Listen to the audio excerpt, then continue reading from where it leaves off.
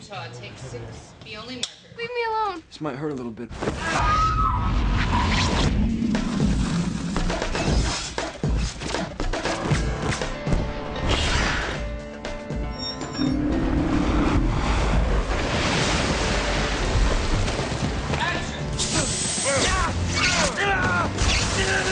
Action! I did not want this to be called the visual effects movie. I didn't want to treat it like a visual effects movie. If I actually could have cast somebody who could teleport, I would have done that and not had any visual effects. But the next best thing was to try to figure out how to keep this grounded and how to shoot it as though I found somebody who could teleport. And so we're not showing off the jumps. We're, being very matter-of-fact about it.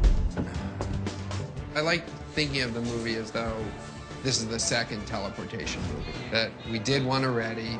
We were all fancy about the teleportation, and now we're taking it for granted. So you're not immediately going to your arm as much as and then it's I did a lot of R&D. It was pretty intimidating in the beginning, just starting with the video camera. Somebody in this office sitting in a chair. How do we make them teleport out of this chair? What's that going to look like? Okay, roll the camera, sit in the chair. Okay, keep the camera rolling, get out of the chair. Cut those two pieces together. They're in the chair, they're not in the chair. Yeah, looks like I Dream of Jeannie. Doesn't look that good. Everybody knows it's just a jump cut. Let's do the same thing, but let's move the camera. Sit in the chair, we'll move the camera. Get out of the chair. Move the camera through the same arc. Yeah, that looks a little better. All right, well, wouldn't something happen to this chair because you teleported out of it? Wouldn't your teleportation have an impact? There's a vacuum created, and maybe my clothing would ruffle right before I jumped. All right, let's add a little air. So we'll move the camera, add a little blast of air. Let's add a little fishing line to it. Slowly, over the course of time, we evolved a jump.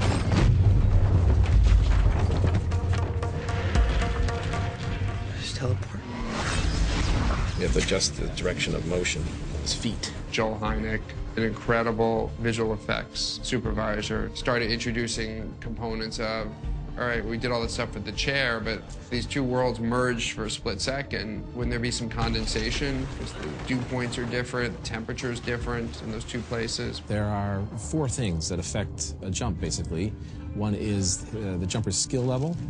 One is his intent. The other is his emotional state. And the 4th is the difficulty. Something you can't jump, David! Doug was very specific what he wanted with how jumping should be. It's not like you click your heels 3 times and a bunch of stars appear and you suddenly disappear. He says it's violent and has all these very physical effects.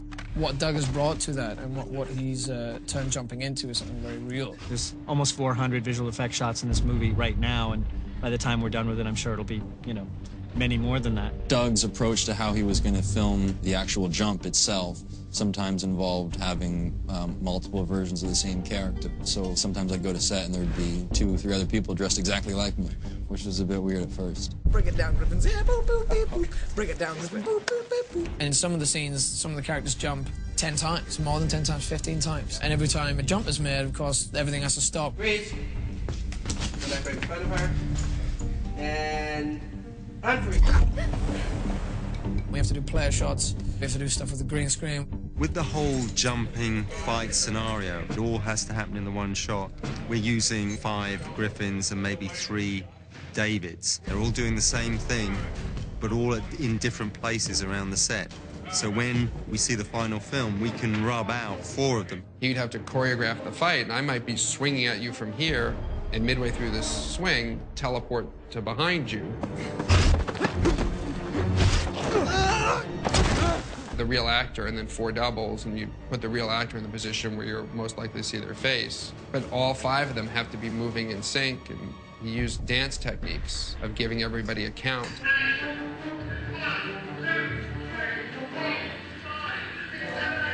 You'd watch 4 or 5 actors all having to do the same fight at the same time. What they do is they put all these black dots so they look as though they've got measles or some horrible disease. It's tracking markers, so afterwards CG can take that face and put Jamie's face on it. We brought in Weta, who's obviously one of the top visual effects houses in the world. The idea was that when they jumped, they would create a scar in the space-time continuum, this sort of element of ripped space hanging in the air. We're referring to it as a jump scar, but what does that look like? Basically, we wanted it to look like something that was distorting the fabric of space-time, and so as light would go through it, it would get bent around and cause what would be similar to like glass refraction. But we didn't want it to look exactly like glass. So we softened the edges and added more distortion and tried to break the shape up in a soft and kind of organic way. It's a messy two-frame dissolve. They collapse into the scar, essentially. A lot of times the simplest thing tends to be the way to go with stuff.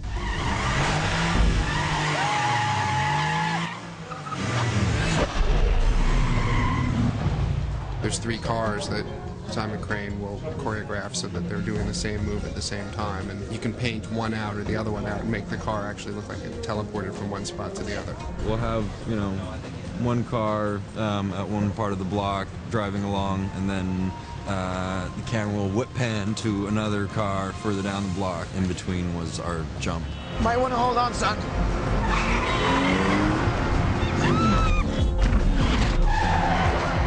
Doug actually asked us to have the car jump way up into the air, so close to the high-angle camera, and then back down.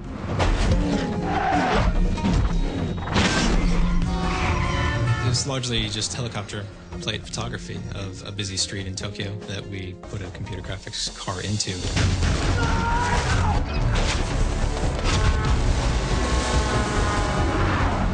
You kind of either do what we did with the Bourne movies, where you're not really an effects movie and you travel to all these places, or you become an effects movie, have a big visual effects budget, and you stay in one place and then pretend like you went to all those other places.